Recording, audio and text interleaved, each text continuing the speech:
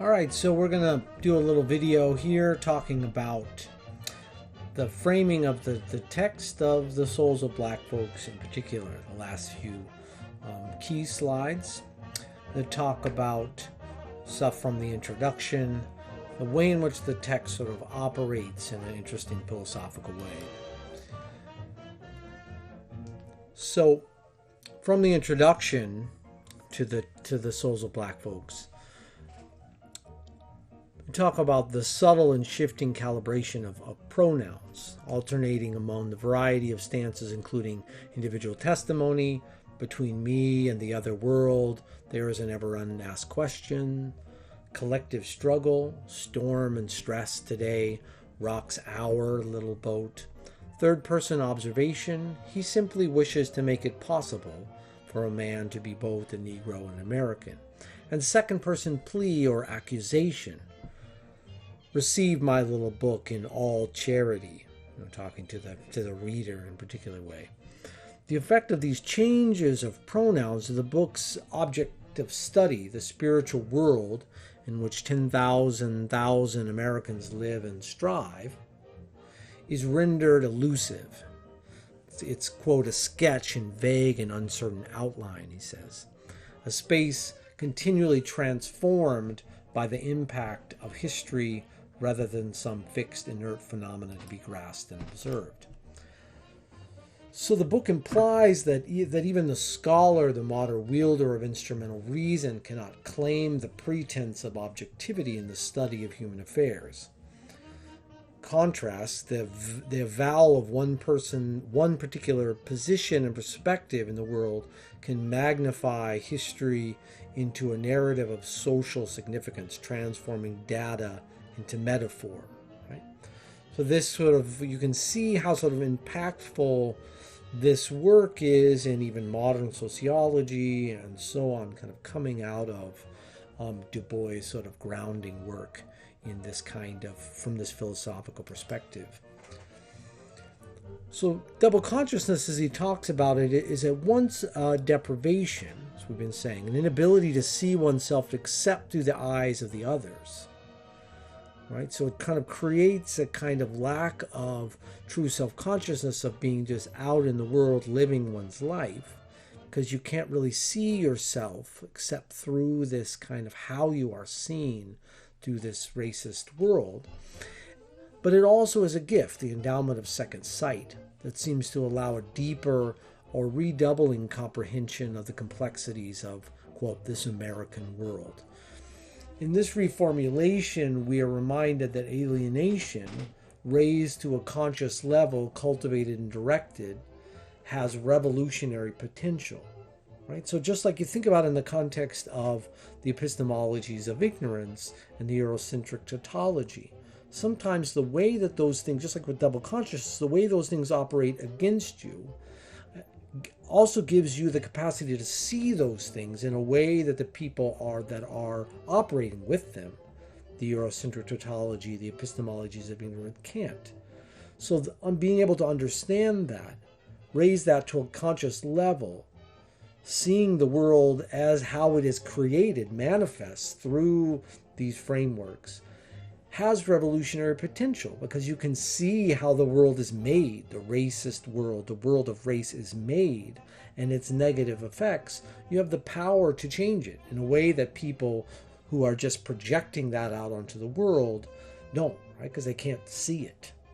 They're just doing it, right? But seeing gives you the capacity to do something about it, right? So we are provided with a vision in Du Bois of a goal of merging these unreconciled strivings into a better and truer self, allowed to participate as a co-worker in the kingdom of culture in America. Now, one of the things that's also really interesting about this text, and this takes us back to Frederick Douglass and to the slave song sort of discussion there. If you read or watch the little video that we talked about there, and even the particular sort of slave Bibles, Some of this sort of connects to this, but in a particular Du Boisian way of talking about born behind a veil and double consciousness. So if you notice, the Souls of Black Folks is framed by its epigraphs. So there's each chapter has a striking juxtaposition of textual excerpts. So there's written texts that are these European poetic traditions, some important or interesting sort of European poetic lines. And then there's little musical notation. And the musical notation doesn't have any lyrical reference. It's just these notes. But what the notes represent, if you play them or recognize them, are what are called Negro spirituals. So this is what Du Bois calls in the Forethought, that's his little intro, as some echo of haunting melody from the only American music which welled up from black souls in the dark past. Now there's even in the last chapter of the Souls of Black Folks, the chapter called The Sorrow of Songs, he writes, the Negro spirituals are inherently, quote, the music of an unhappy people, the children of disappointment. They tell of death and suffering and unvoiced longing toward a truer world, of misty wanderings and hidden ways.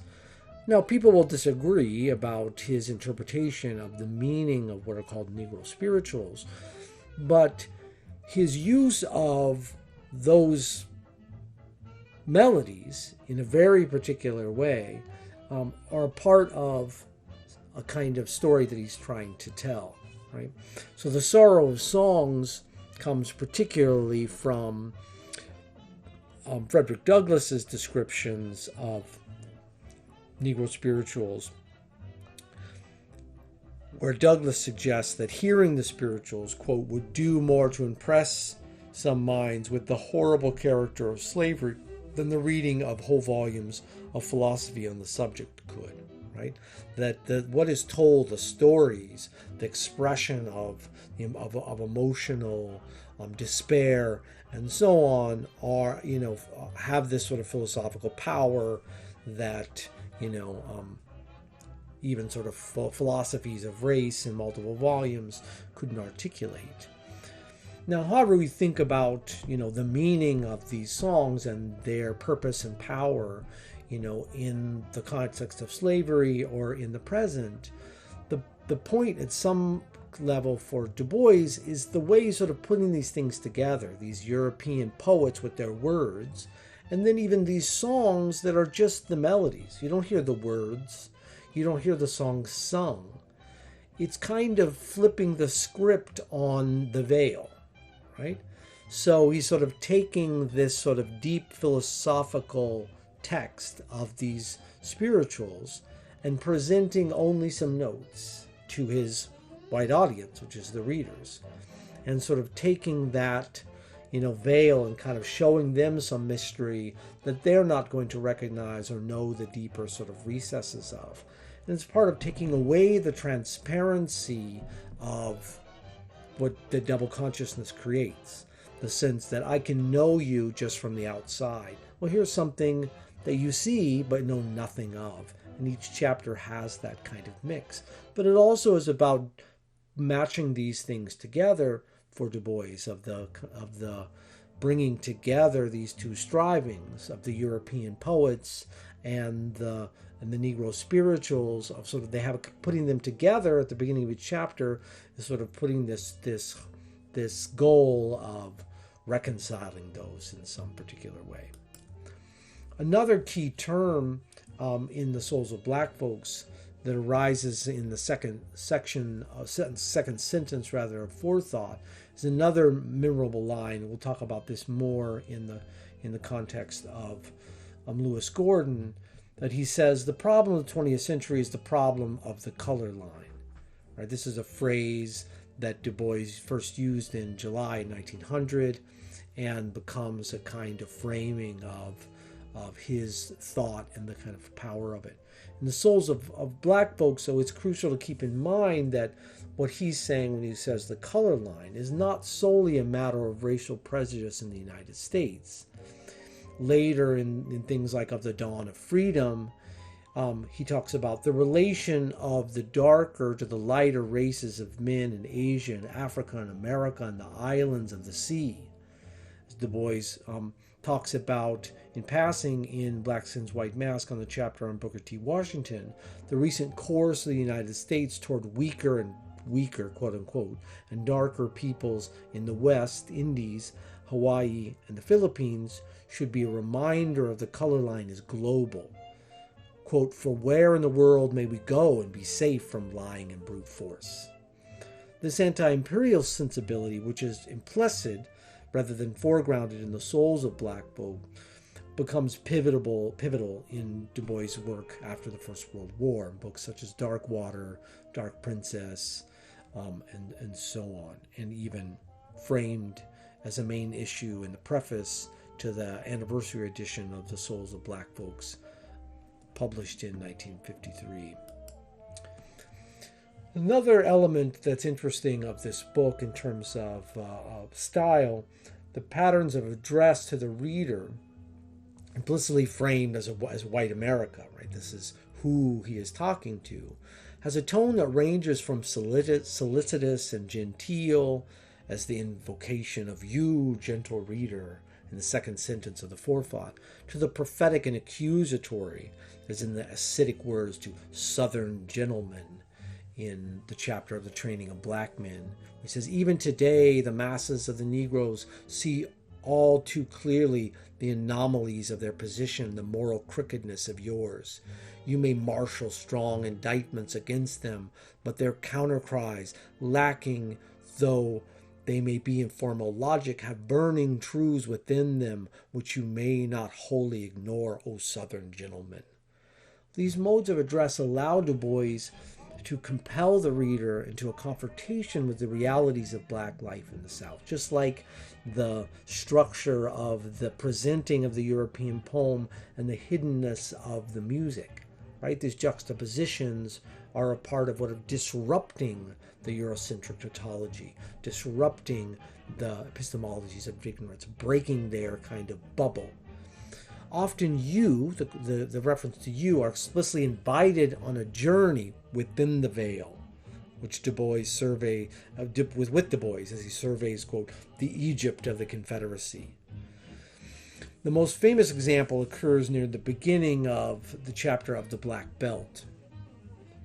Here's a quote. If you wish to ride with me, you must come into the, quote, Jim Crow car. There will be no objection. Already 4 other white men and a little white girl with her nurse are there. Usually the races are mixed there, but the white coach is all white. Of course, this car is not so good as the other, but it is fairly clean and comfortable. The discomfort lies chiefly in the hearts of those 4 black men yonder and in mine. Right? This is, trying to create a place for the reader to come in and, willingly and be disrupted from their kind of position of comfort through their own being called into this place where they can see beyond the veil, see beyond their double consciousness. With passages like this one, The Souls of Black Folks makes its readers fellow travelers in an attempt to unmake their innermost racial conditioning and reflexes, forcing them to see black life through black eyes, right?